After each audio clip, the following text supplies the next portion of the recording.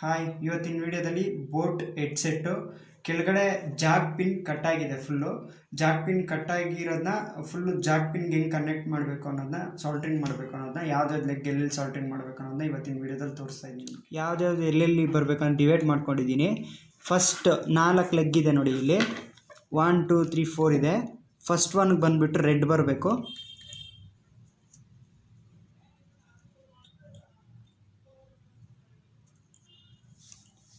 Second one ground, copper color. Third one green.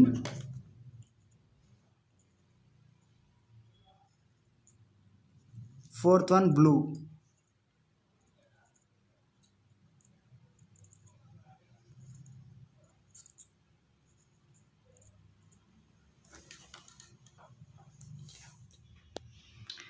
ನೋಡಿ, ಸಾಲ್ಟ್ರಿಂಗ್ ಎಲ್ಲ ಆಗಿದೆ. ಈ ಗ್ಲೂ ಗಮ್ಮಿಂದ ಇದನ್ನು ಫುಲ್ ಫಿನಿಶಿಂಗ್ ಮಾಡ್ಕೊತಾ ಇದ್ದೀನಿ.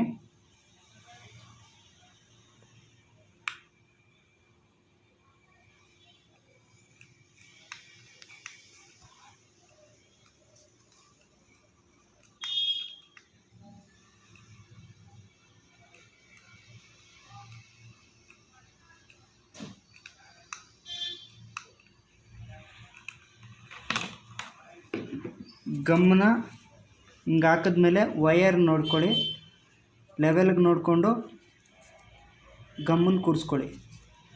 ಆಮೇಲೆ ಗಮ್ ಒಂದು ಕಡೆ ವಯರ್ ಒಂದು ಕಡೆ ಕುತ್ಕೊಂತು ಅಂದರೆ ನಿಮಗೆ ಫಿನಿಶಿಂಗ್ ಕರೆಕ್ಟಾಗಿ ಬರಲ್ಲ.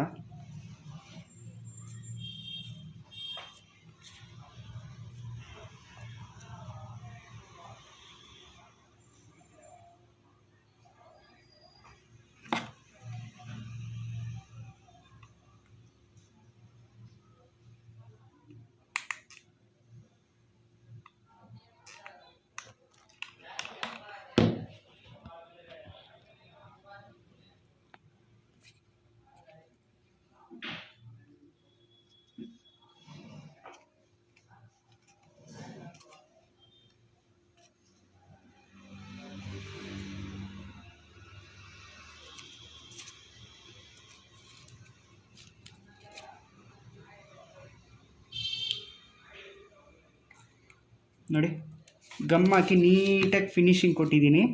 ಸ್ವಲ್ಪ ಕೈಯಲ್ಲಿ ಪ್ರೆಸ್ ಮಾಡಿ, ವಯರೆಲ್ಲ ನೀಟಾಗಿ ಕೂತಿದೆ ಒಳಗಡೆ. ಸೇಮ್ ಪ್ಲಾಸ್ಟಿಕ್ ಫಿನಿಶಿಂಗ್ ನಿಮ್ಗೆ ಹೆಂಗೆ ಬರುತ್ತೋ ಹಳೇದು ಅದೇ ಥರ ನಿಮಗೆ ಫಿನಿಶಿಂಗ್ ಬಂದಿದೆ.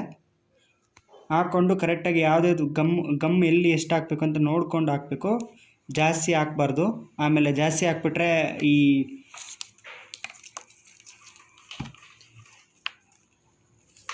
ಮೆಟಲ್ ಕ್ಯಾಪ್ನ ಕೂರ್ಸೋಕ್ಕೆ ಬರಲ್ಲ.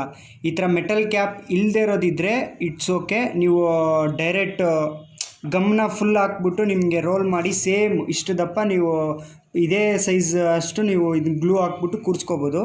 ಸೊ ಇದು ಮೆಟಲ್ ಇರೋದ್ರಿಂದ ನಾನು ಗಮ್ ಫಿನಿಶಿಂಗ್ ಆಗದ ಮೇಲೆ ಮೆಟಲ್ನ ಕೂರಿಸ್ಕೊತಾ ಇದ್ದೀನಿ. ನೋಡಿ,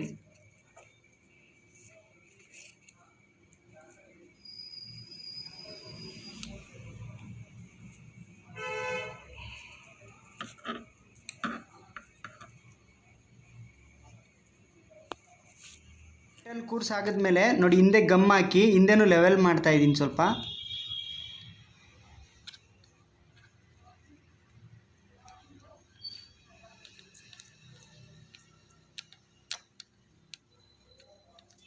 ಈ ಥರ ನಿಮ್ಗೆ ಹಿಂದೆ ಲೆವೆಲ್ ಮಾಡೋದ್ರಿಂದ ವಯರು ನಿಮಗೆ ಕಟ್ಟಾಗಲ್ಲ.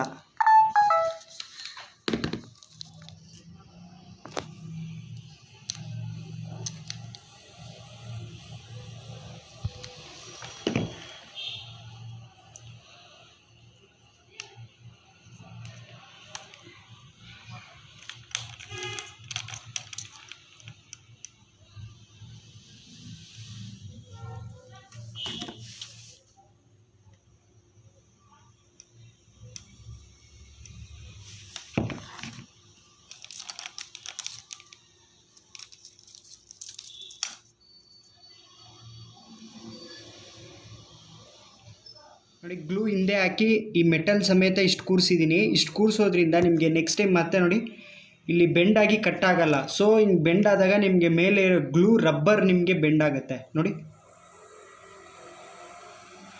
ನೋಡಿದ್ರಾ? ಈ ಮೆಟಲ್ ಒಳಗಡೆನೂ ಸ್ವಲ್ಪ ಗ್ಲೂ ಹಾಕಿ ಚೆನ್ನಾಗಿ ಸ್ಟಾರ್ಟಿಂಗಲ್ಲೇ ಫಸ್ಟೇ ಹಾಕಿ ನೋಡಿ ಕೂರಿಸಿದ್ದೀವಿ, ಟೈಟಾಗಿ ಕೂತಿದೆ. ಮತ್ತು ಇವಾಗ ಇದ್ರ ಮೇಲೆ 1% ಗ್ಲೂ ಹಾಕ್ಬಿಟ್ಟು ಕೂರಿಸಿದ್ದೀವಿ. ಫ್ರೆಂಡ್ಸ್, ನನ್ನ ವಿಡಿಯೋ ನಿಮ್ಗೆ ಇಷ್ಟ ಆದರೆ ವ್ಯೂ ಮಾಡಿ, ಲೈಕ್ ಮಾಡಿ, ಶೇರ್ ಮಾಡಿ, ಸಬ್ಸ್ಕ್ರೈಬ್ ಮಾಡಿ. Thank you for watching.